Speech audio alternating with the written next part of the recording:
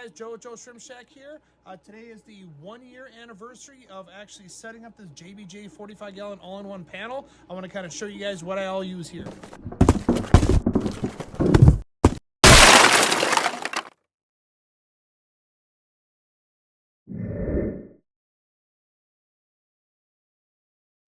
This is the beautiful tank. I have to do some trimming in here. It's starting to overgrow, but you know what? People still love it. So I wanted to show you in this video, since it's 1 year, of what I all use. So I'm going to show you some pictures in this tank of what I'm all growing in here and telling you the names of the stuff so you guys know what I all have. And then I'm going to get to the guts of it.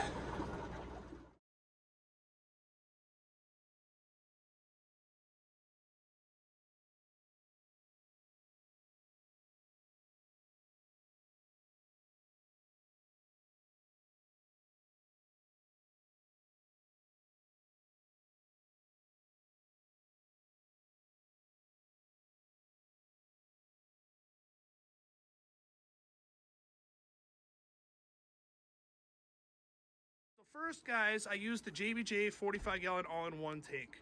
As you see, it's a sleek design. I love it. Use the white stand right here. What's nice about this too is some of the other all-in-ones, they only give you about 3 inches. Okay, this gives you roughly about 4 inches of space back there, and I have everything back tucked away in that one. Okay, then I use the Orion light by JBJ. I have it on a program. Works really good. And if you want, I can take pictures of the program too and put it in here of what I run my tank at.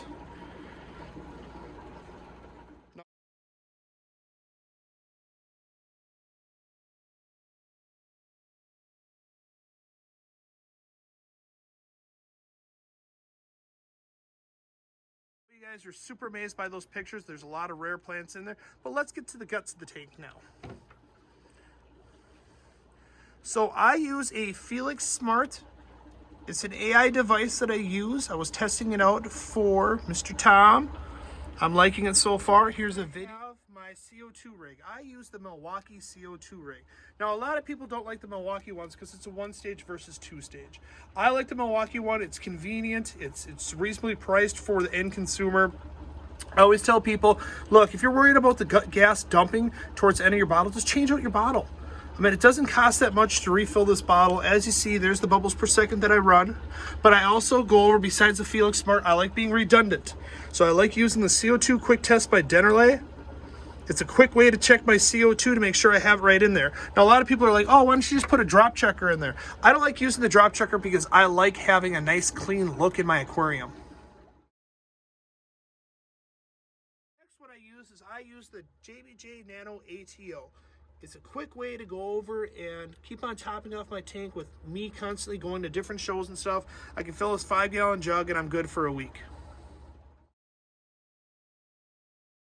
Next, what I have the JBJ True Temp Heater.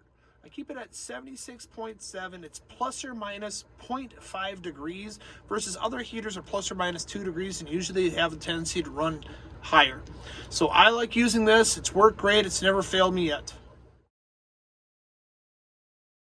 Mineralizers. Now, I do a 90% water change weekly because of the amount of fertilizers I put in my tank.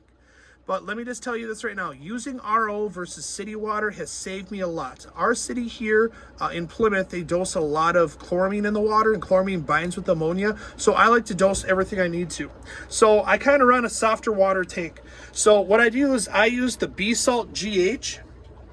And then I kind of top it with a little bit of KH elixir. So I like to keep my KH about 1 to 2, and I like to have my my GH about 5 to 6 in this aquarium. It's worked great for me. My plants love it.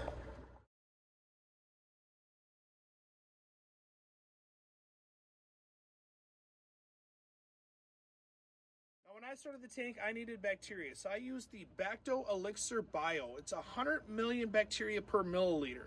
So this small little portable bottle is good for 13 to 52 gallons. I just dumped the whole bottle into my 45-gallon tank, and it's worked great for me. If you guys are looking for a good bacteria, this is a good starting bacteria for starting your tank.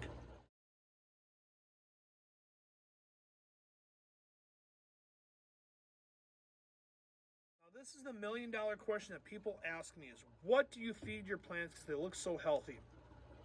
I use Dennerlay NPK Booster. It's a great macronutrient booster for the aquarium. Now, a lot of my plants in here are low energy plants, which is like the Boost and the Anubias. Now, they don't need a lot of nutrients in there. What needs the nutrients is the high energy plants, which is like my stem plants, which I have a few stem plants in there. So I just kind of follow the instructions on here, and it works great for me. Now, what I also do is I do a 90% water change weekly, which is probably a little bit overkill, but that's kind of what I've done ever since I started this tank. So that's what I like to do. Now, a lot of people go over and say, do I need to do a 90% water change? No, you don't need to do a 90% water change. What I kind of learned is, in between your dosing of fertilizer, you should always do at least a 50% water change, which will reset your tank for the nutrient level that's in there. So if you have a lot of non-high energy plants and you're fertilizing in there, a lot of those plants don't utilize what's in there, and then by dosing more fertilizer in there, you're just doubling up on your fertilizer. By doing a 50% water change, your tanks look beautiful.